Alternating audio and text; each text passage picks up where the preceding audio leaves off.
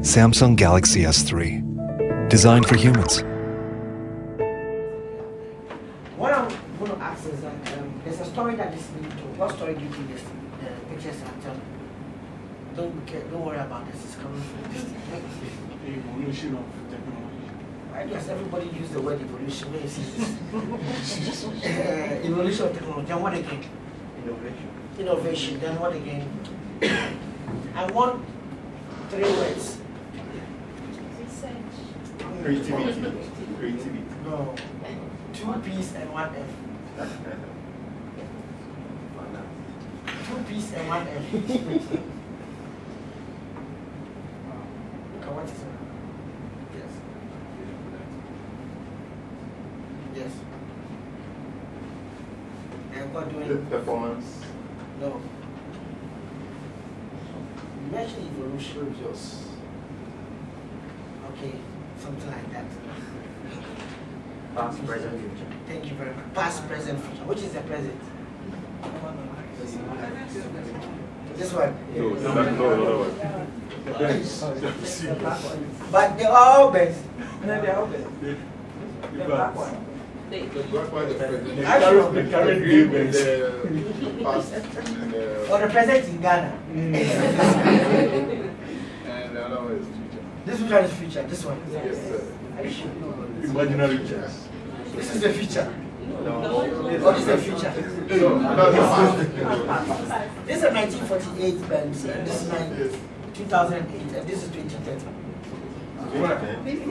Concept car. Actually. Now, why do you think that Benz didn't stop here, but they moved to this one and they moved to that one? Why do you think Benz didn't stop on that one? Why? They're looking at customer needs. Customer needs. So customer needs moved the car itself from here to here. Research and development. Research. The research was. No, you said customer needs. So customer needs encourage them to do that. That's what you're trying to say. So how do they get to know about the customer needs? There's no research. So what is research? Knowing what to discuss. Not necessarily, because in a lot of products, a lot of times they just put a car on the street and they convince you that you need that car. That's what is good for you. That's not true. You can actually put a car on the street and let you convince you that you need it. But to some extent, you still have to look at market demands and market competition. So find out somehow there's a need of finding some information about it. So there is the demand side. There is also the objective of being the first company to put the innovation out there, like what you're saying. But all the innovation, whether you are doing it because of demand or because of competition, you need to find a way of getting to know what to design and put it out there. To some extent, research plays a key role, but I will not say research is just about finding consumer needs. There's much more than that. And you are right, this is a concept of the future. It's actually called the Mercedes-Benz buying concept. That was shown in 2010 at the Las Vegas car show. The idea behind the car is that it's made out of biofiber, in which the car itself is grown in the lab. It's kind of grown in the lab. You can watch more about it on YouTube and get more interesting things about that. But the idea is that when you grow the car out of the lab, you can genetically engineer the person's preferences into the biofiber before the car grows. That's the future. And the car is supposed to have some ability to morph or change to protect the owner or the occupier when it sees that it's going to an impending ownership. So it should be able to morph itself. That's the outer layer of the car. Anyway, that's far-fetched from us. But to some so you don't find out, if you forget about anything about research, remember that it's more about trying to find out what the consumers need and also somehow trying to innovate on or create something new. What we'll try to do in this course, we try to understand the practical research skill for business and academic research, understand the principles of research, and to understand how to link certain development theories with our specialist areas or what we intend to do, the type of research we intend to do. And I pointed out that we'll be using this particular book, that's Fisher's book, This other book is also good, but it's actually out of stock. Right? So if you're able to get it, you can read it. But the easier one to read is this one. If you're doing quantitative research, then this will also be good. But since you're not doing quantitative research from here, you may want to just consider that one. Now, today what I'll try to do is to cover understanding research, the elements. Yes. So, is it efficient? Yes. The elements of research, the steps of the research, and the different types of research. And the chapter 1 of what I'm trying to do comes from this book. Because the book is not available, what I've tried to do is that I'll either get a photocopy of chapter 1 for you to just photocopy among yourselves. And also, I have a PDF of the earlier edition before this one, which is also a good one. So I can get that one for you. But that's the only chapter I'm taking out from that. Then I give an overview of research very well, more than this one. This one is much more, gets you into it, how to select the research topic, how to do it. It follows the outline that we'll be using. But today is an introductory class, so I'll just give an overview of research. Now, research is basically an investigation to a particular topic or social business phenomenon. Now, this said, does it mean that if I get onto the street and start asking anybody any question, like what the radio stations and TV stations do, I'm doing research. I get onto the street and ask, do you like the president? Do you like the president? Do you like the president? Is that research? Why? Well, by the definition, yes. By the definition, As it is yes. now. As it is now, yes. But that's what you are saying. Okay. But is that research? It is. Why? Because the person is already prepared before coming to meet the respondent. Are you sure? Yeah. The TV stations, they come out of their office and they carry the camera and they just ask you questions. That is research. No. Oh, you know about that? They have an agenda, and so they go for that agenda. So you might think that the question that they are asking is irrelevant, but to them, because they have a particular agenda, it is okay. And I think it's That is research. How many agree that is research? You agree it's research? But it's not. That is a very interesting answer. Even the Air Force didn't tell me that. It's a research, but it's not scientific. That's it. So maybe more of applied research. Okay. Yeah, I saw a hand here. Yeah, like, I agree with that because you can get some conclusions. It won't be like Conclusions. Well, you cannot test it or make a there are some simple questions for what you can, I don't know, get You some can answers actually, out of. that's what you say. You can come up with some conclusions, but maybe it may not be generalizable. You can't say that the whole Ghana says that to some extent. So it's research, but it's not scientific. It's not well proven. Yes. Okay. Yes, that's what I was discussing the main rationale for doing research is fact finding. Really? It's fact finding. So it depends on the model that you are going to get the facts. So basically, what they are doing is to find facts. So you could also term it as research. Okay. Let's see. This said, one will argue that every investigation on a topic of interest is research. That is what you actually do. Every investigation of a topic is of interest is research. That's what they. But no, that is not true. Especially with scientific research. I like the way you put the scientific there, which actually differentiates. Okay, let's see. Research is an organized and systematic way of finding answers to questions. Now, if we don't have it in a systematic manner, the challenge is that we'll be more prone to error. For example, if I want to tell you that in this presidential election, this guy will win, and I just come out of my office and I interview 5 people I meet, and 3 out of the 5 say yes to the incoming government, or the outgoing government, or somebody, a particular presidential candidate, and I go out and they say that the 5 people said economics and this guy will win. I may not be able to have a valid conclusion out of those 5 people. So without following some set of defined principles and procedures, much of what we end up saying that is research is is more prone to error and cannot be proven. Every research has to be systematic. The reason why it has to be systematic is when you finish the research and you tell us that you follow the rigor of this particular model, or as you said, if I take the same model and go to that same particular community, it's likely that I may get comparable results. I'm not saying the same result, but comparable result that will begin to give me some validity to what you did. Otherwise, when can we say what you have done is true or is not true? How can we be able to judge that what you said is true? We can only judge it by the truth of what the outcome of the research and investigative process by knowing that the person follows a systematic process and set of principles, or he also follows a structure or a number of activities. So if you drop some of the activities, it could also lead you to errors in your conclusion.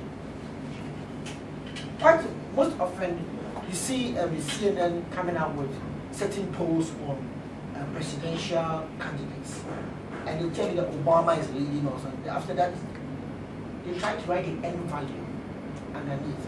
That means that how many people they interview, which you don't see in many of our accounts in Ghana. Everybody gets maybe 50% saying yes, 30% saying no. And when you add them the end value and you find out truly, maybe 30 people will interview. And you maybe 300. But even the 300, what's the geographic distribution across the country? Oh, I said in Accra, in interview in Accra. Then you ask him that, what is the tribal representation? That can be also be a different. Yeah. Where did you meet the people in our course and meeting? When we met as a party. And that tells you how narrow and predetermined the answer is. I hope you understand what I'm trying to say. So when we say we talk about research, going out there and just asking a few people questions does not mean that you have a valid answer. You could have followed some research process, but you may have dropped some activities or you didn't follow some principles. Hence, your answer is prone to error.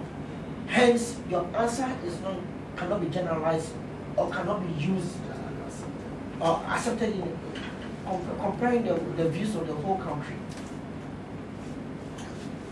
Any question? Whenever you have a question, you can actually ask, but I'm quite open to that. Now, research also seeks to find answers and seeks to answer a question. What is central to every research is that every research should have a question. And even though your answer may sometimes be no, it's also an answer. Like you were saying that you are trying to find some facts, and those are the outcome that you may get. The outcome may not be what you are looking for, but it could be it's still an outcome. In every research, what is central to it is a question. You can have a problem, but you can pose different questions to the problem. So the question that you pose to a research is very, very important. Let's take an example. We want to understand why students come to, the problem that we have is late attendance to lectures. Now we want to understand why students come to lectures late. I could actually pose a question in different ways.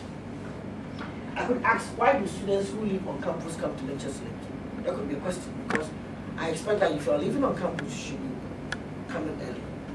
Why is it that students who live out of or in the central business district of Accra come late? Is it because, or to what extent does the traffic on our road contribute to lateness in the lecture? I hope you understand. One problem, I'm looking at it from a number of different ways. So the question you ask is very, very important. You could all have the same topic. Maybe I want to study, want to try and study the Millennium Development Authority, or want to look at some fund that has come into our country and how it is being used in the country. You can look at it from different ways. Somebody can want to ask that, to what extent is the fund used for gender-related activities? And that person can also think about agriculture.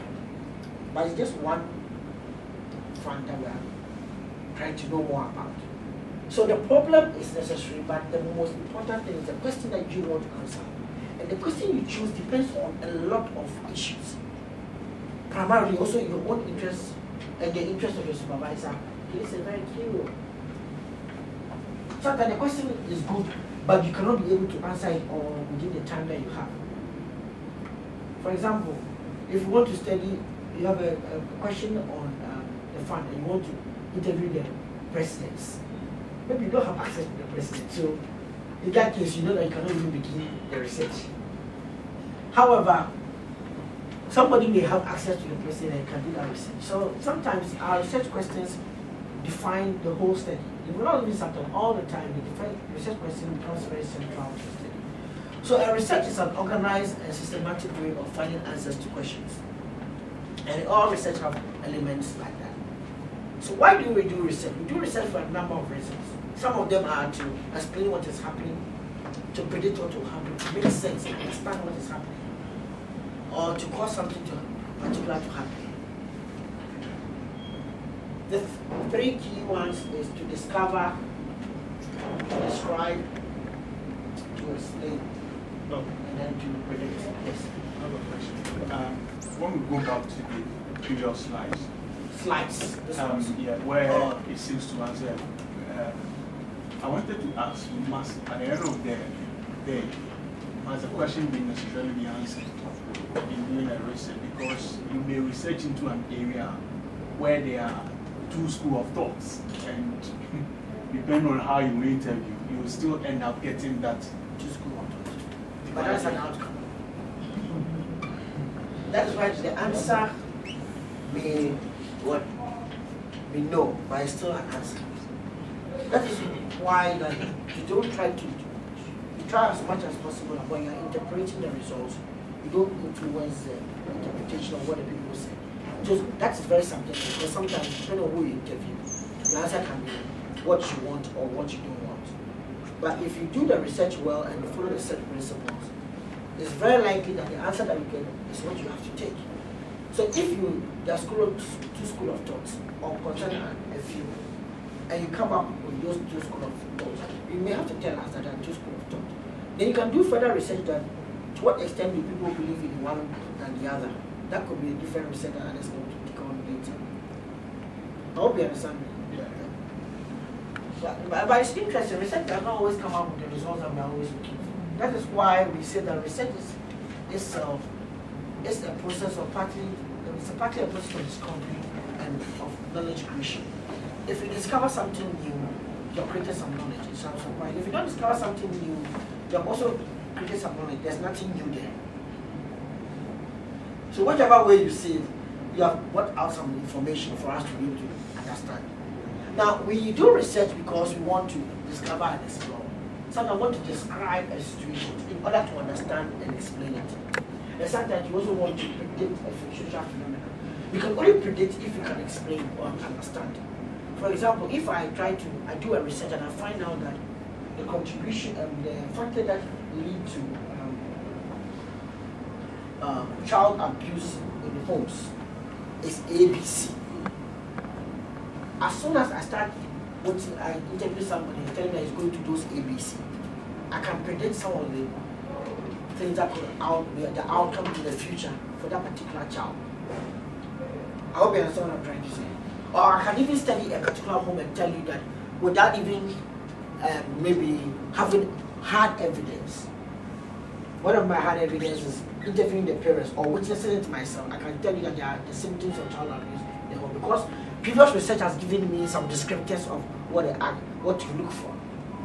So when you understand a social phenomenon or a social business phenomenon very well, you can be able to go out there and predict what can happen.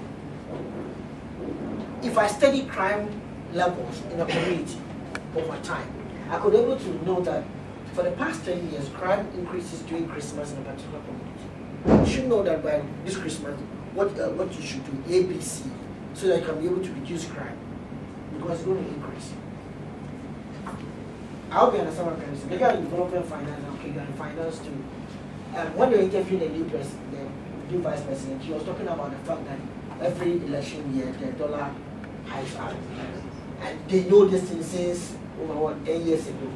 So what did they put in place so that this year it doesn't go that up or it doesn't? But that's the question that comes into mind, that if you have known this thing in terms of time series analysis, you have been able to know by plotting the changes in the dollar price, the dollar increase, and time. Now you know it and you're able to tell us that yes, it has been shown improving, even in other countries. So before the year began, you should have known that this will happen. I'm not saying that he did something wrong. I'm just trying to point out that sometimes research tells us information, but acting on it is a different issue. Yeah. That is why that some research may come up with certain findings, but it might not be in the interest of the sponsors, so they don't want to do anything about it. And sometimes sponsors can skew research results to be able to suit what the intended objectives are. So, what in the absence of research, when there is no research, society tends to fall on these common sources of knowledge. Authority. Somebody we think that he knows a lot can tell us something. And because we don't do research, we believe that person. Tradition. We look at what has been happening for the past 5 years and say that yes, or past 30 years, and then approve it and agree to it that this is what is happening here. Common sense, you evaluate it yourself and say, oh, yeah, or overgeneralize. You see one thing here and think that it will be the same thing throughout the whole country. Media distortion, what the media projects the issue to be. That is one of the reasons why I was asking you that if you go out, if a radio station comes out of their office, step out, start asking questions. 8 about 10 people and then you present it on the radio station. I say Ghanaians tend to think that. How many Ghanaians did you really interview? Sometimes even the presenter doesn't believe what he's saying. But Ghanaians tend to think that how many Ghanaians? So by the time you realize, somebody is now quoting that it was even said by this particular radio station who is an authority in the area. Yeah. An example, this morning I was listening to BBC. Yeah. And there was one guy from Imani, Ghana. He says Ghanaians are calling for investigation into the death of the president. How many people You are his view. And because it goes to the BBC also take it up, and by the time you realize it becomes a different issue. So the media can create a viewpoint and carry on that viewpoint for a very long time. Then there's a personal experience. Your personal experiences and your judgments can influence a viewpoint. So let's use an example. I go out and I want to ask you to take a social phenomenon like why do women do laundry? Very basic one, anybody can be able to access, evaluate. And authority. Expert says that the females are the ones who men clothes and work with clothing. So it's very likely that everything that has to do with clothing has to be women. Then common sense, men are not just concerned about clothing. Then tradition. Women have done laundry for a very long time. Media distortion. All the key soap advert. There's even a key soap advert for tradition. Yes. Tradition just goes on. What does it, and who do you see that? The woman.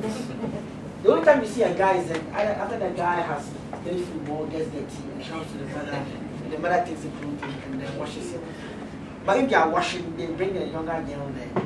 So the media creates the perception that everything has to be, laundry has to be done by them. But last week we were doing the same example in class, and one student pointed out that her father taught her how to wash. And that gave us the difference, the deviance in the example. And maybe if we should actually do some interviews, we may find out that some contemporary men are doing washing at home. This is true. And every washing. And even cooking. Which means that typically you are realizing that there's a change in what tradition is. But the media can present it differently. And if you don't take care, depending on the community you are in, if you say this, you'll be in trouble. That men are doing the washing at home. Personal experience. My mother and the mothers of all my friends did the laundry. My female friends did it for their boyfriends. But never the other way around. It feels natural for the woman to do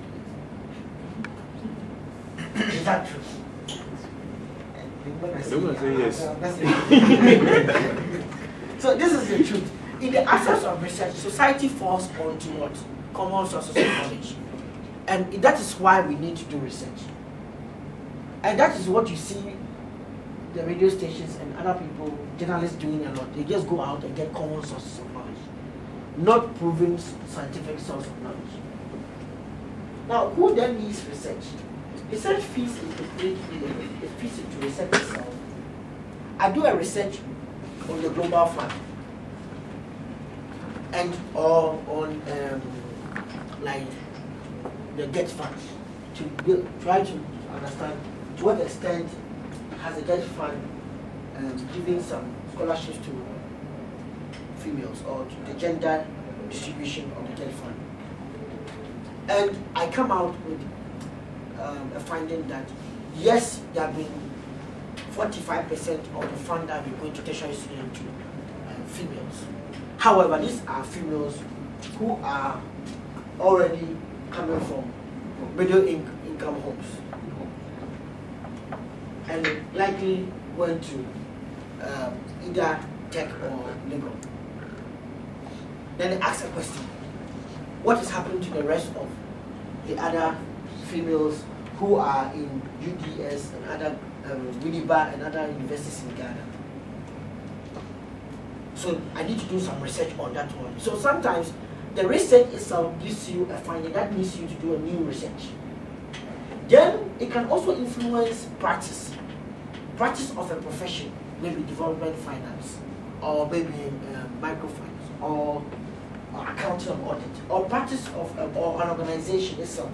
The practice can either be the profession or organization, the way we do things in the organization. So now GETFund can then set up and say that next year our focus is now going to be on females lecturers coming from UDS, Winneba, and not Legon and Tech.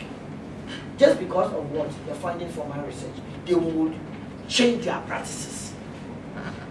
Then it can also influence policy, not national policy per se, but policy at the organizational level. The policy behind the distribution of the GETFund can then change. We have to make sure that we increase the percentage of distribution to specific sectors of the economy. So research can influence future research, practice, and then what? Policy. And because of the same way, we can also categorize that there are some research that focuses on just research, and there's some research that looks at more applied practice and policy. I hope you understand what I'm trying to say. Without these conclusions, especially if you're writing a long essay or thesis, there's going to be a conclusion chapter, and that conclusion should have a focus on the implications of your findings or your results on research, policy, and then practice. Now, when you don't do that, sometimes when we read your work and you tell us that I found 50% said yes, 30% said no. And so what does it actually mean? What sense can we make from it? Quite often we fall into this particular trap. During my PhD, I did my PhD on e-commerce in Ghana or in developing countries, and I was looking at Ghana. And I was in a conference in UK. I was presenting my work after collecting some data. I'm not finished, but I'm going to present so that I can get some views on it. Now you do the presentation for 15 minutes and you get quizzed for 45 minutes. Now the first question that came up, which I spent 30 minutes I couldn't answer, was after doing a nice presentation of Ghana, how Ghanaian, we don't have much policies for electronic transactions. We just had some, and we don't have electronic payments like credit cards online. That was around 2006, and we also don't have. We have challenges with transportation, so we can't do delivery system very well. I pointed out all these issues. When I finished, the gentleman sitting there in front us that and so on. And there were some Africans there, and they were saying, "Oh, it's actually very interesting, but this is really things that happen in Africa." The guy still said and so what, and he kept on saying and so what, and so what. After 30 minutes, I couldn't answer, and I was told to sit down. And he kept there, was trying to say that yes, you have told us something new, something that about Ghana, but what does it tell us concerning the discipline of e-commerce globally? What's the implications of what you have said? What would have been different if you were not researching Ghana but you were researching UK? So you sometimes have to move the way away from your context and look at it in general. So what is the real implications? What does it mean? What should be ABC that should be done in Africa for us to be able to compete in terms of e-commerce, like what is happening in the US? But I was just thinking about the specific issues. I hope you understand what I'm trying to say. And sometimes we have that problem with research. We focus on much more on the which Hampton who was at fault than what it tells you about the policy that has to be changed or the necessary action that has to be put in place to make sure that the problem does not exist entirely. But we become concerned about the single event that we interviewed or we found out.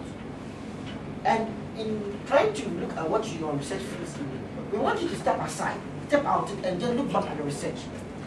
That you are doing a research on funding of development projects. And you know that there have been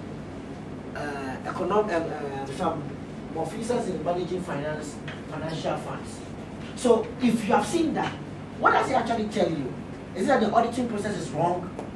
What does it tell you about auditing standards? Is it not comparable to what is global? See, step out and look at what is happening there. Not looking for individuals and what they cause, because the individuals will still be there. You can bring a new person, somehow the system can corrupt. You know, there's one ministry that has that problem. Ministry of Sports. Anybody that comes there has an issue. And so it's not just about changing the minister. There's much more systemic problems that exist in it. And no matter what you do, you have an issue there before you leave. That's how it is.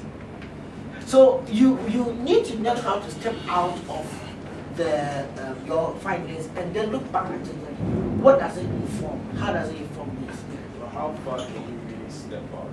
Because research is already economists that have taught us we shouldn't use such terms like no money without doing research. But I find out that research is a little bit confined. So how far? Yes, so how far can you really step out?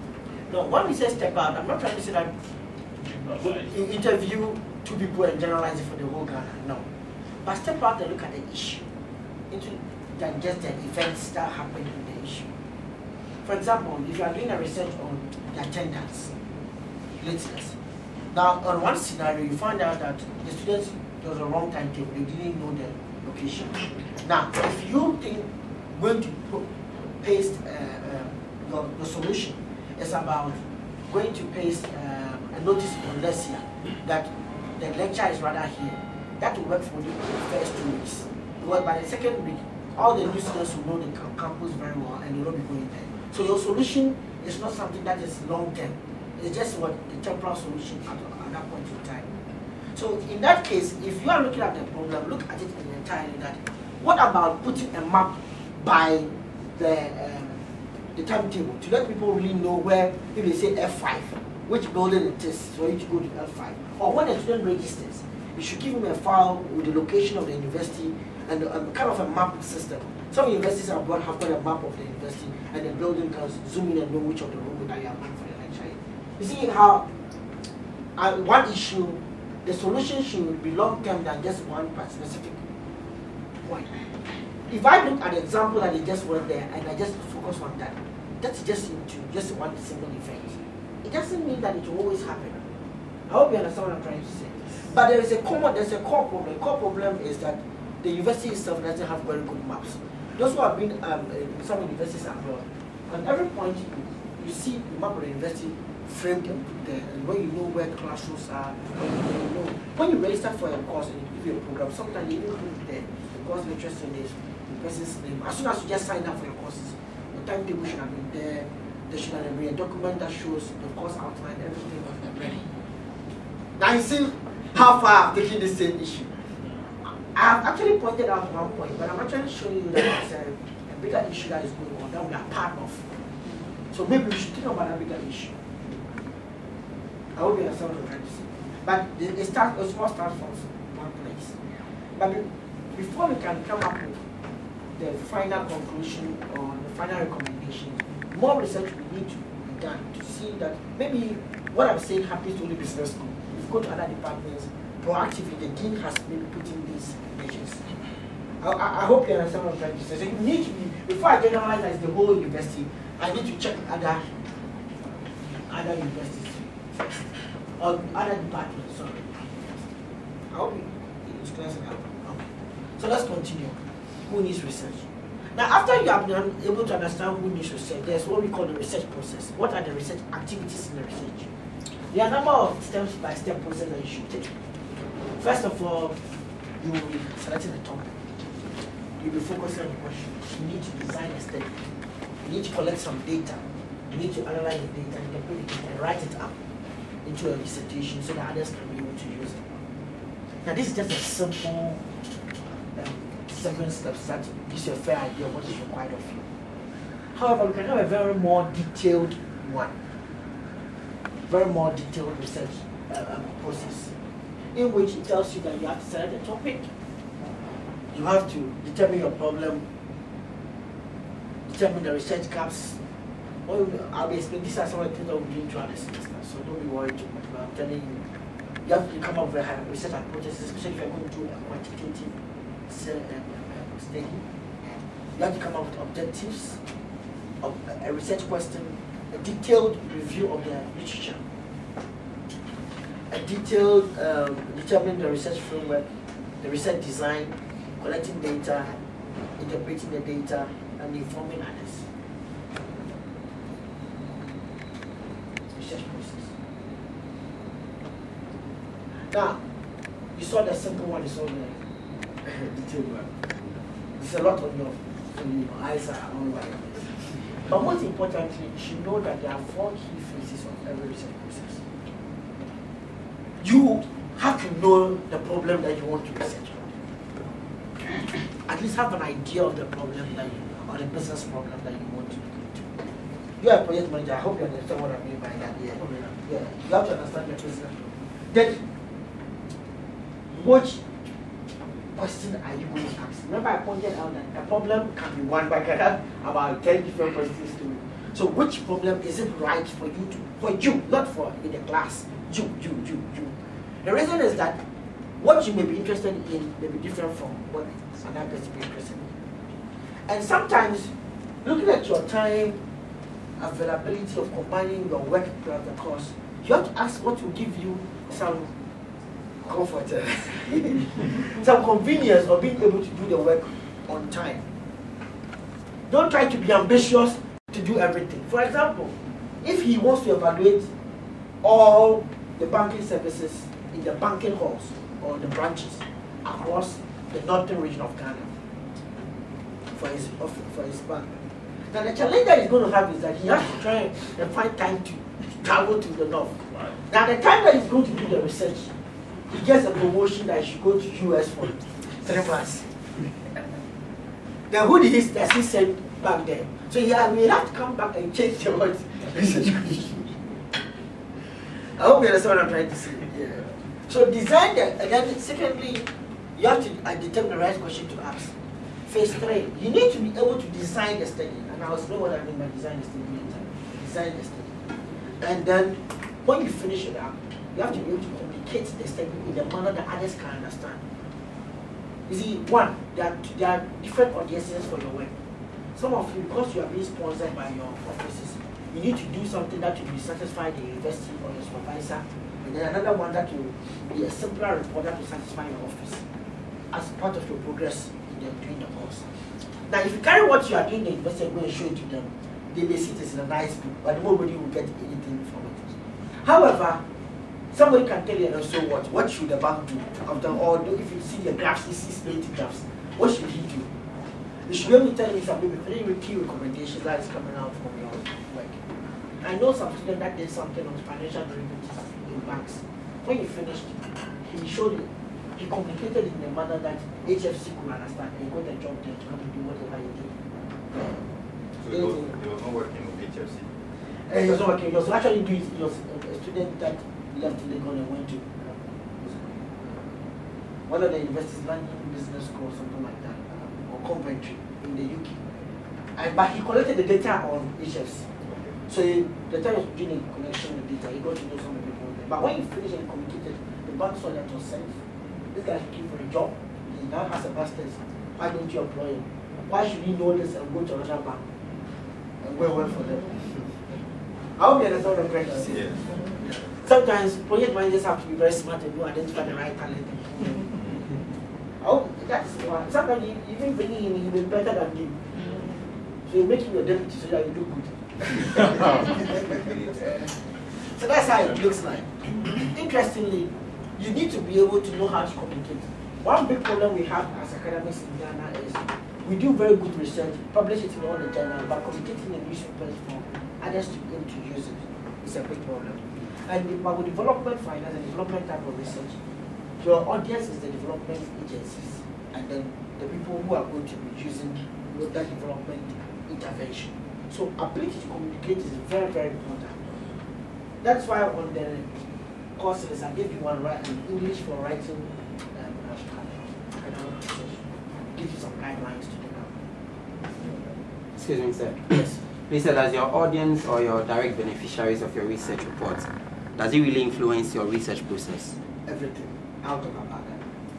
That's a very good question. I'll talk about that. So you have to inform others about the answers you're going to question or the new knowledge. Then, the research process is different from the research design. The design is much more about where and when and how you are going to collect your data and analyze it. So the design is a subset of what the research process. The design comes after you have determined your question, determined your problem, determined your topic. It doesn't come before that. How can you design for something that you don't know what the problem is? How generally, okay, now you are using common sense. I'm sorry, you're not using research, you're using common sense. So how can you design for something that you don't know about? You can only design for something that you know much more information about it. So it describes how, when, and where data will actually collected and how data will be analyzed. Design, research design is a subset of the research process. So you have your topic, your problem, your question, and then your research design. It doesn't jump that. One other point I want to emphasize is that the research process has a number of activities, but there's flexibility in carrying out the research process. The example I gave you concerning the fact that you can begin and your question can change, or the people may not be available, you cannot access your research, the data source anymore. Hence, you need to go back and change your question.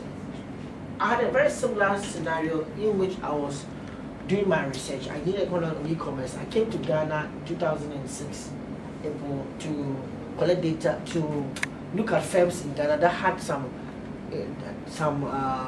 something to do with e-commerce or had some projects that was very good for me as exemplary forms of e-commerce.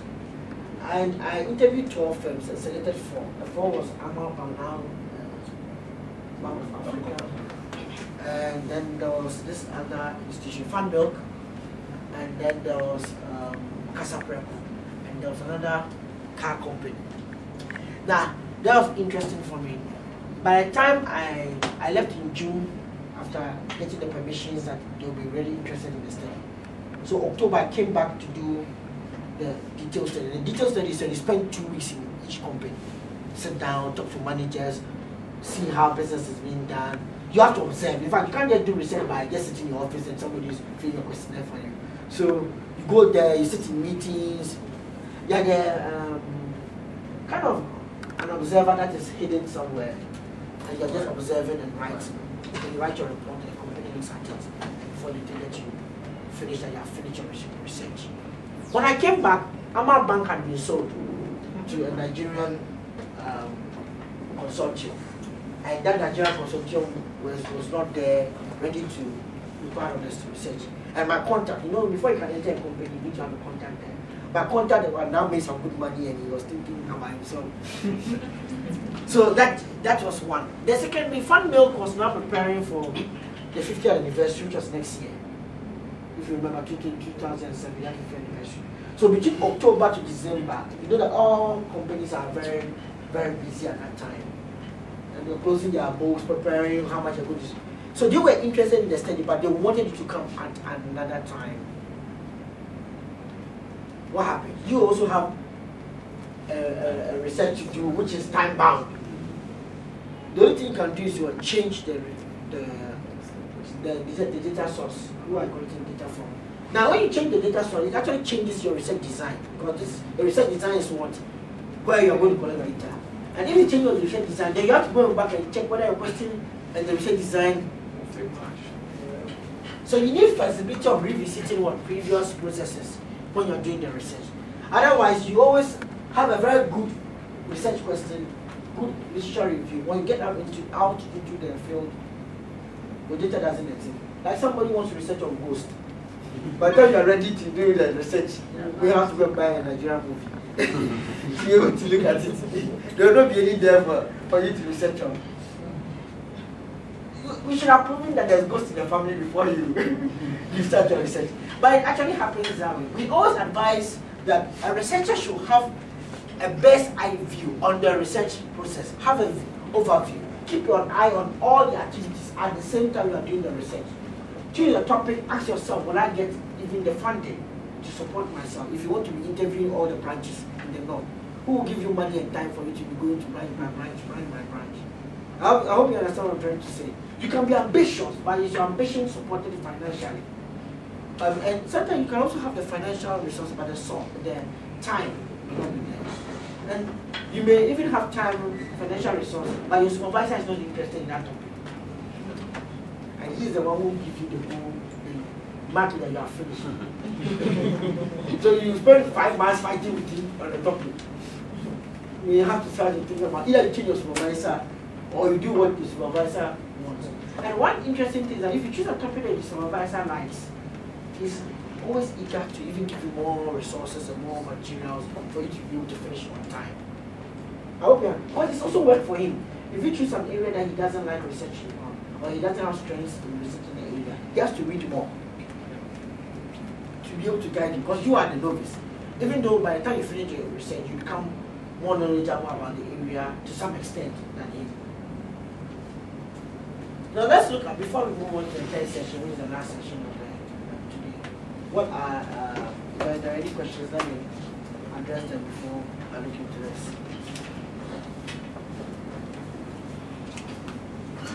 Any questions? So let's continue. Now, there are 2 types of research can be described in many different categories. We can look at who is going to use the research. Sometimes we have research that is serving the scientific community. The objective of this research is to come out with something that will inform future research. So we call that pure research or basic research. And then also research that has to influence policy and practice. So we call that applied research. Many development agencies are always looking for applied research. So when they announce that they want to do a social impact study on a borehole in a particular community, what they're actually looking out for is that when you come out with their findings, what the outcome, what do they tell them about putting the borehole? Where should they put the borehole? Are the people interested in the borehole? What will be the potential impact on the community? They are not concerned of the rigor of how you got to your answer. We are more concerned on the outcome. However, when we look into pure research, the focus is more on the rigor. When you are doing any pure research is academic research, we want to know, because we are the scientific audience, success is determined by us. So to what extent do you follow the set principles that we have put aside for how research should be done? Because that's the only time that we can be able to give credence or credibility to your work that is valid and is reliable and is less prone to error. So with academic research, the focus is on the rigor of the process. With applied research, the focus is on the outcome of the results. It doesn't mean that academics cannot do applied research. Most often, the UN agencies come to academics to do research for them. But they are more concerned about the outcome, not the rigor. I'm not saying they don't look at rigor, but the outcome is more important to them. And success is determined in the applied research to the extent to which the outcome can be used by the sponsor. I hope you understand what I'm trying to say. See, and I'm coming to your point. So, if you are going for responding to a research in the newspapers, consultancy, this is what they are looking at. They look at your research design, they look at all those things, but they want to know the extent to which the outcome can satisfy what they are looking for. And even sometimes there's even the way you communicate it. If you do a World Bank project, how you write your report is quite different from how you write a report for different projects. Sometimes you want to evaluate a policy that is existing, effectiveness of an intervention. The social impact rather wants to assess the potential impact of something that you are yet to do. An intervention in the community, HIV/AIDS intervention, what will be the potential impact on positive teachers? So look at it now. Basic research. The driving goal is theoretical knowledge. Here, the practical payoffs are more important. Success comes in the results being used by what? Sponsors. Success comes in when the scientific community sees it in a journal and accepts it. When you publish it in a journal after review, you accept that the knowledge is good. Your work sits in between the two. Somehow, you have to do something that your supervisor will see that is relevant for academic research, but more primarily also relevant for this. That is why I told you that your work should fit into 3 areas: research, policy, and practice. Sometimes it's very ambitious to just look at the problem that exists in society and say that you also want to research on it. But somehow you need to connect it to the research and find out that what is the research issue. There's a business issue and there can be the research issue. There's a business issue. I'll be explaining that later. Okay. Then we can also look at the purpose of the research. I mentioned some of these: to explore, describe, explain. I can give you 3 types of research: exploratory, descriptive, and explanatory.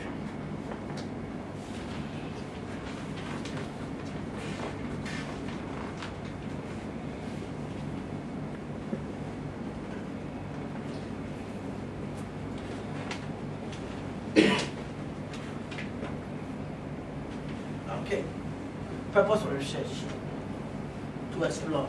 Exploratory research seeks to explore an area where little is known, or little research has been done in that context. The context can be the research site, the environment that you're researching on, or the topic in that particular environment. An example is quite a number of researchers in the business school and in Ghana have researched on the banking services in Ghana, especially in the commercial banks. But when you look at rural banking in Ghana or community banks in Ghana, research is missing. There's only one paper that somebody published in Africa from London School. One of the London Metropolitan, he published a paper on rural banking services and customers' perceptions. So there's a whole gap that we need more research in rural banking.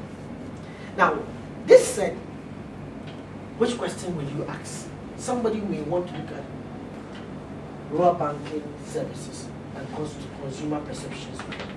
Somebody may also want to look into rural banks and their role in microfinance industry.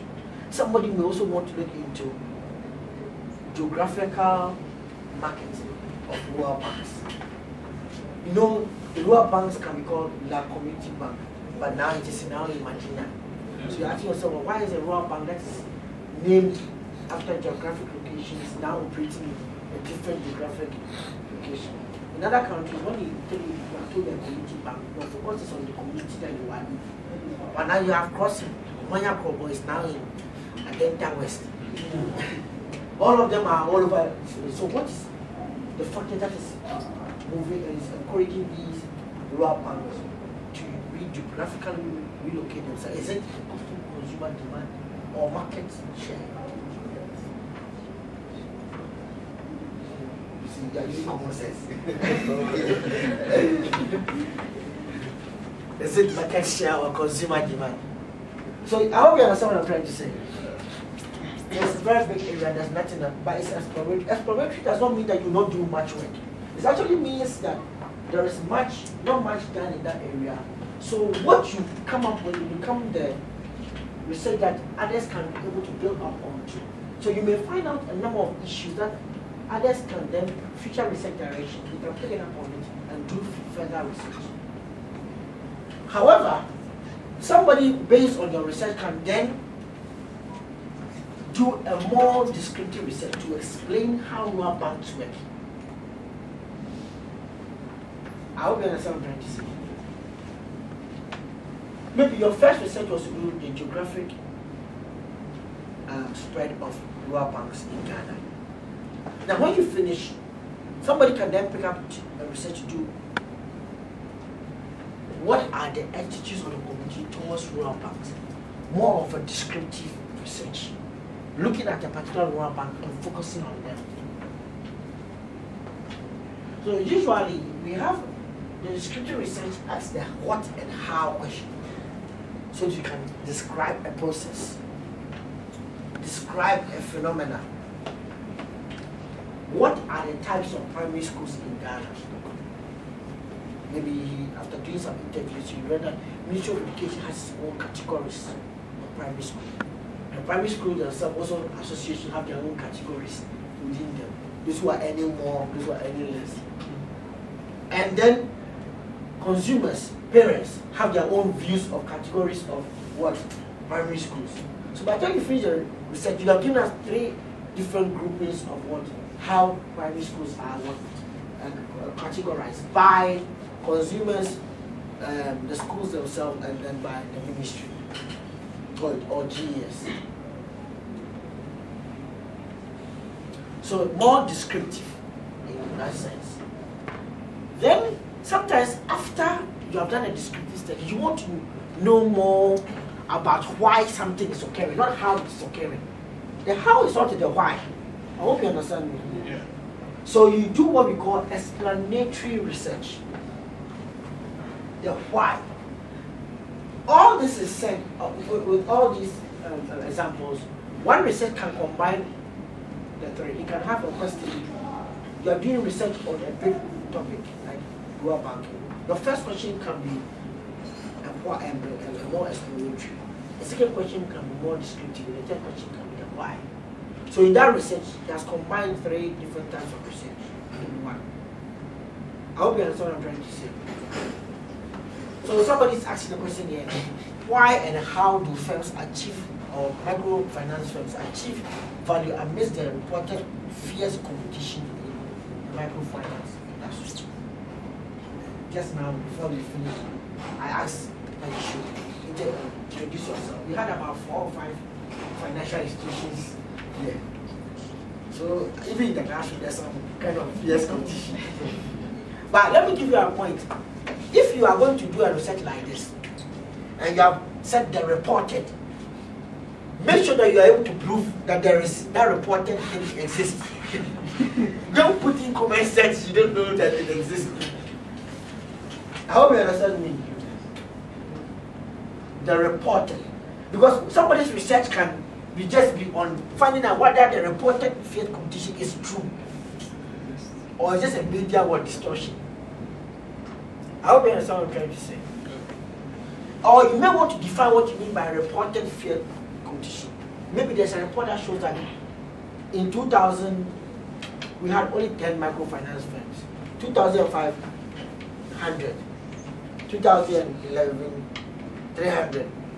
Between 2011 and then this year, 1,000. That tells you that there's something happening in that particular industry. I hope you can show that trend. I hope you understand what I'm trying to say. Then that is enough for him to begin his study. But does it mean you have to show that trend or in there? In your introduction of your, you have to establish that it's important. In fact, every introduction, and you're letting me jump into what you do. You see, when you're writing your research and you are reading your introduction is just like when you get married. As soon as you enter the house, you have to tell us why you are more important than the other guys who have come. You see, so why is this problem important for you to research on? Or why this topic? Sometimes a topic is important because of the potential contribution to national development. So if we don't research more on that area, our chances of achieving our maybe Millennium Development Goals or whatever goals are set out there can be far-fetched, it may not be now. So we need to address or understand that area well. Before you pose your question, you establish that the problem or the issues of interest, not even a problem, sometimes an opportunity. For example, now that the dollar is going up high, there may be an opportunity for some other businesses. Even last week when the president died, there was an opportunity for some businesses to make a lot of money. Some businesses also went down. ATL made money or went down? They made money. So you end up realizing that there is opportunity can be a research and a problem too can be research.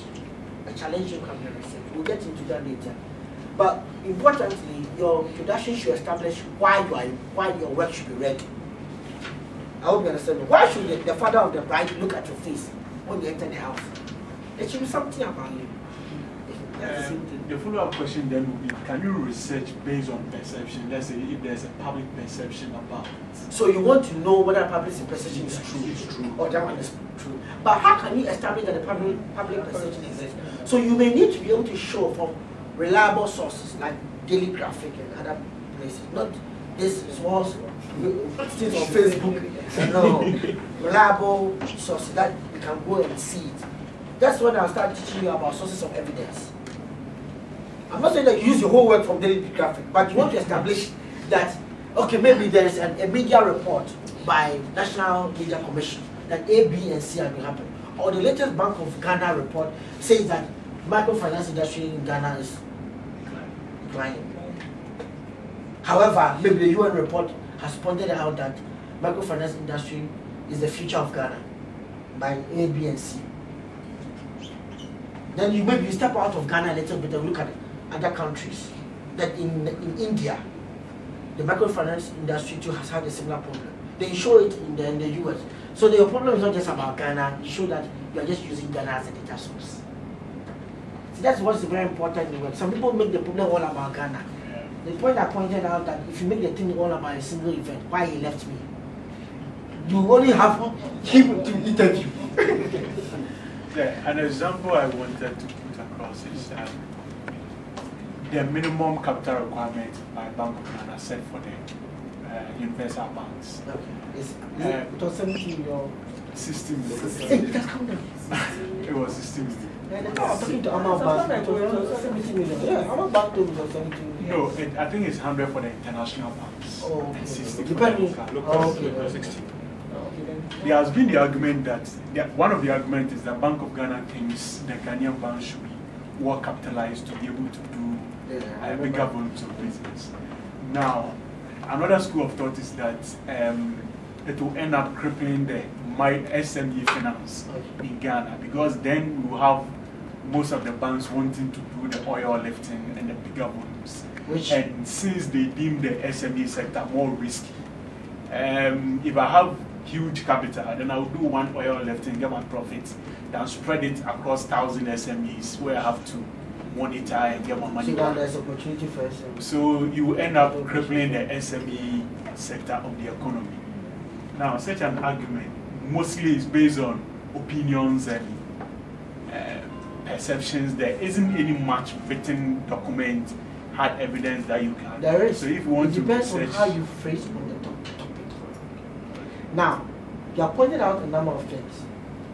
Somebody can then look at the impact of the oil industry in financing the financial options in the financial industry. For example, there was a time that I'm just using this as an example that we studied, Professor Hinze and I did a study on e-business financing, looking at where the options come from, starting of e-business, where do they go for money from? This was nothing written about even abroad. So we looked into literature and how you finance business firms, and we were saying that how will you justify an online business to the banks in Ghana? And we went out to do an exploratory study. This is a very interesting exploratory study I mentioned. But we are talking about a number of different issues.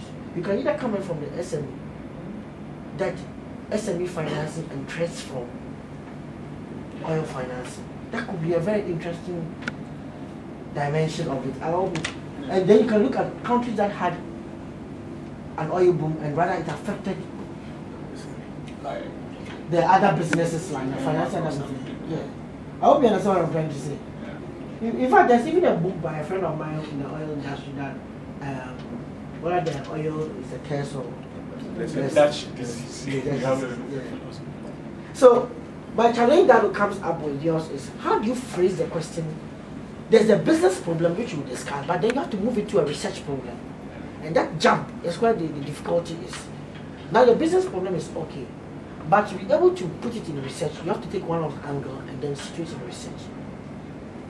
And the challenge with the business problems with a lot of us is we all want to solve all the business problems, not understanding that a problem can have really and so many questions to address that same problem. So which one can you finish for the longest? Then the rest you can do it throughout your life. I hope you understand what I'm trying to say. Yes. So no, very, very careful on how far you want to take it. For example, last year we had a student who wanted to study if Ghana moves to a 24-hour working system, what would be the impact on traffic? And I was saying that, you know, he said what would be the impact on the economy on traffic? Long process. And I was asking who does traffic studies? What are the courses in the whole business school is what has to do with traffic studies? It was absolutely plenty. Then I asked him the question that, do you know that culturally we may not be ready for that? Financially, in terms of our infrastructural resources, we don't. He said no, by working on 8-hour shifts, there will be less cars in town. So I realized that he had a certain interest. He said that's one thing about researchers. You have interest and you want to fit your interest to the research. Not that the research is researchable, but you want to make it. That's how it is. Maybe we should send it to a different country. But that's the challenge that we have. Now the inquiry procedure too can. Do you have a class after this? Yes. What time? 1:30. I'll just take about 15 minutes of your time. The research can also be influenced by how we carry out the research. First of all, by the set principles and procedures. We call them paradigms. Or the approach of the research and then the time dimension of the research.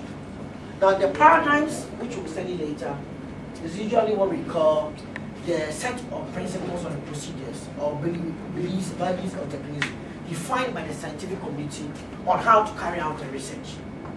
Now those paradigms define what is researchable and what's not researchable, what can be considered as good knowledge or good research and what is not good research. Now the paradigms, there are a lot of them, but what I will be teaching you is about 5. 3 of them are the positivist dimension, the constructivist dimension, the critical paradigms. I will not get into details on that today because we're doing a whole session on that. Now the paradigms explain how to carry out research. Remember I pointed out that there's a systematic process of carrying out research. And the paradigm kind of becomes the belief system of the researcher.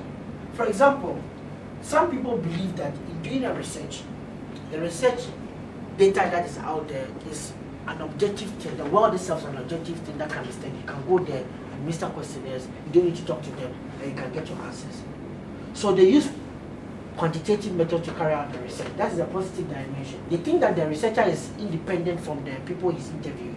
So when you come in here, you just drop the questionnaires and then stands aside. You fill it and come. It doesn't really need to interact with you. So the positivists believe that there should be a distance between the researcher and then the one who is being researched.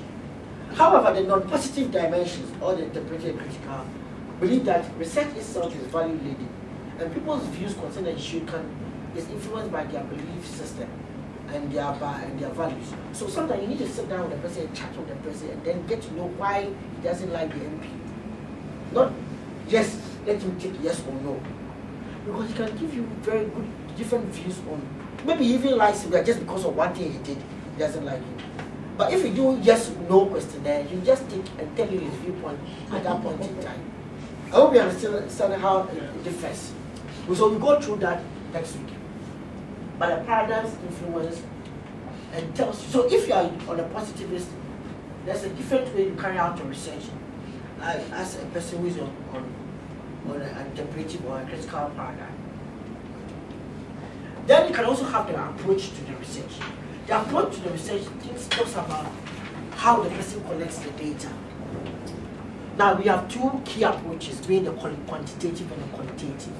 The quantitative tries to study social phenomena by quantifying the variation, while the qualitative tries to try how to unearth the beliefs and values of people by describing the phenomena. So one is quantifying it and one is describing it. Now, quantifying means that you look at quantitative methods to be able to do that. So you see, a positivist will likely be using quantitative methods, whilst a non-positivist will likely be using qualitative. And the critical will likely combine the two. This is the idea of what you will see next year. So the qualitative, I'll use example. The qualitative seeks to give you more understanding. But sometimes some research can be well done by quantitative, others can be well done by qualitative. It all depends on the research question. Let me look at it. For example, somebody wants to study to what extent have students adopted mobile phones. Purely quantitative. Because you look at extent, it needs a measure of what variation. Then another person wants to compare class attendance and the grade point that you get, whether there is a relationship. That is a hypothesis, very quantitative. You have to administer questions or study people's grades and how many times you came for lectures, and then do your own quantitative analysis and get it. So some of the quantitative research, they can even use secondary data, like grade point and what, and an attendance list. That is enough. It doesn't even need to talk to anybody. See how positivist it is. That the data is there, the world is there as an objective entity to be studied. We don't need to interact with it. Yeah. But then qualitative things about description. So what is the working condition in the bank industry? If we should ask some of you, you tell us that long working hours, car loans. So what again? It affects your family. What other loans? Mortgage loans, yeah. So now you see, you have mentioned three. These are descriptors that's given to us. Then somebody can pick it, those three descriptors, and do a quantitative study to what extent do the people in the class support these three descriptors. See the relationship here, then that makes a mixed method. So first of all, he used a qualitative question to get the descriptors. Then tested the descriptors, got the descriptors are coming from different views, from a smaller sample. To what extent do those descriptors represented in a larger portion of people who work in a bank? So if I interview 1,000 bank officers, maybe I may have 80% saying that the key issue is the long working hours. And the other, maybe 50% will say that they don't see mortgage as a problem, it's a benefit. And maybe some other 10% will think about it affects their family. I hope you understand what I'm trying to say. Yeah. Then that can become some very more generalizable results, not the one that I just did as qualitative. Qualitative gives you explanation and understanding of how and maybe why, but it doesn't tell you how many people are subscribing to that view. So if you are seeking explanation, quantitative is helpful. But then to be able to deepen the explanation to see how many people are accept that explanation, then you do a quantitative. So there's good that sometimes good research combines both approaches. For example, what type of primary schools are in the city of Accra? What is it? Is it qualitative or quantitative? What type of primary schools? Qualitative. Qualitative. Then what is the extent of their popularity? So this can be somebody's research question. So part of it will be quantitative, other part of it will be qualitative. Do you appreciate what I'm saying? Now in the time dimension of the research, we can either look at it in terms of the manner in which the time that is allocated for the research. Now some research is cross-sectional, meaning that we ask questions at one point in time. The researcher collects information about a sample drawn from the population and observe, it cuts across time to ask it. So observe a collection of people at one time. So let's take it about like this. 5 weeks ago, I asked you, do you like the president? Some of you will say yes, or some of you will say no. Some of you say sure. Good. Then during the funeral, do you like the president? And you're all crying in tears. It can be different. This morning, if I see what is in the newspapers, do you like the president? Oh, no, then this is the former president. Then there can be other views now. So what a cross-sectional study does is it tells you the viewpoints of the people at one point in time. It's good, but you need to know that the answers are coming at the point in time that you ask. So that same community may hate their MP 4 years time, but love him today. I hope you understand what I'm trying to say. When you see the Indian, you go to new cars, I don't like the road. They get angry. I don't like him anymore. So cross-sectional studies just give you a 1 point. And surveys and cross-sectional studies, they just cut across time. Unless you design your surveys to be looking at things that happened in the past. But if you're just asking about questions that happen now, what's your view? What does the mobile phone mean to you?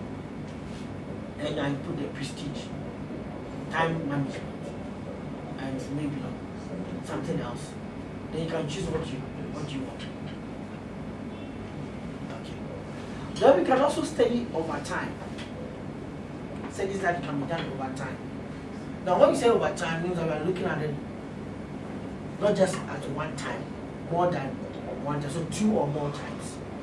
Now there are 2 types of longitudinal studies which are very important: the panel study and then the cohort study.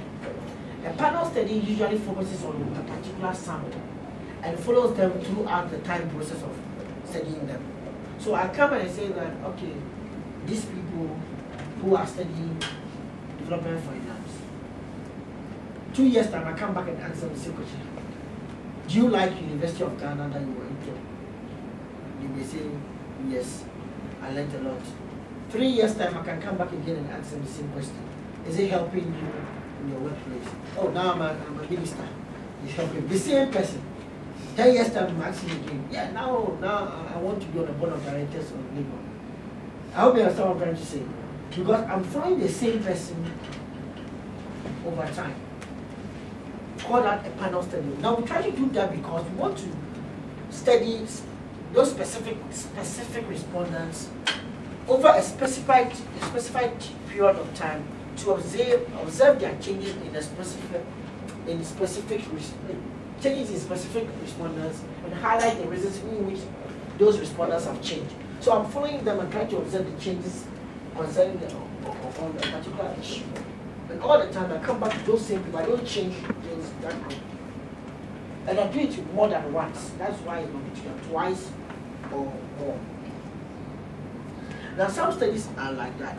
You want to study how some companies become successful in marketing or building marketing capabilities in a particular company. You can't use just 1 point to just say that yes, and because they have done a very good advert, they have a good marketing capability. How did they build it? The word building tells you that there's a process. So you need to study maybe from 2005 to now. Since maybe a particular manager joined the company, what has been the key changes over time? Now, you can't go back to 2005 and ask. So you need to interview those who were there at that time. So sometimes longitudinal study may not necessarily mean that you walk through time with them from now to the next time. But you can go behind and look for people who witnessed that period and interview them. I hope you understand what I'm trying to say. So it's longitudinal in nature because the data is taken what? Over time. Not that you were there. If you are doing a work on 1960, you can't be there in 1960 unless you are Men in Black. Okay, then longitudinal study can also be cohort. In cohort is a little bit different. In cohort, you want to study people who have shared an experience, like class of 2014 or class of 2013. Now you are class of what? 2013. No, you can't be class of 2013. You'll be finishing 2013. So class of 2013. And my question can be that in that same class, 1 year after that, I asked these 3 people, was this class help? 3 years after that, I asked another set of people who were part of class of 2013. So I'll be asking similar questions, but from different respondents, but from the same group. So the population is the same, but the sample is different all the time. The sample is different all the time. That is what makes it cohort study. Now, some of the panel and cohort study is very easy for medical fields. You expose pharmaceutical research. You expose some people to a drug. You want to study them over time. Now, you can also have a different type of research, trend analysis, where you want to study trends. So we got time series. And some of them can be used to study crime, levels of crime. So you plot levels of crime as been reported in the community over time. So that you can be able to know whether crime is increasing or what decreasing. So this is helpful, but you are doing it not for specific people. You can interview any person at a point in time. It's a social issue is what you are studying. So the study tries to select certain aspects of what a phenomenon and studies them over time. And it's very good for studying trends in a particular issue, like trends in the levels of crime. Good. Now you have a very fair idea of what is required of you to know, have an overview of research. Today is more relaxing, next week is more philosophical, so you'll be reading, getting into much more difficult stuff. But I think what I'm trying to do is that research is a boring course. So we try to make sure that you are very interested. That's why you see a lot of pictures on the screen to engage your eyes. Yeah, and then occasionally I try to make examples and also get questions from you. But I will encourage you that take time and go through the slides, get it from the class website, understand them, and then next week when we come, we will continue with selecting a research topic and then research paradigms. There's a topic on selecting research topic here. That's chapter 1. It's very, very good. For you have a 1-year program, so you really want to start knowing what you want to do from now. I hope you understand what I'm trying to say. Because you don't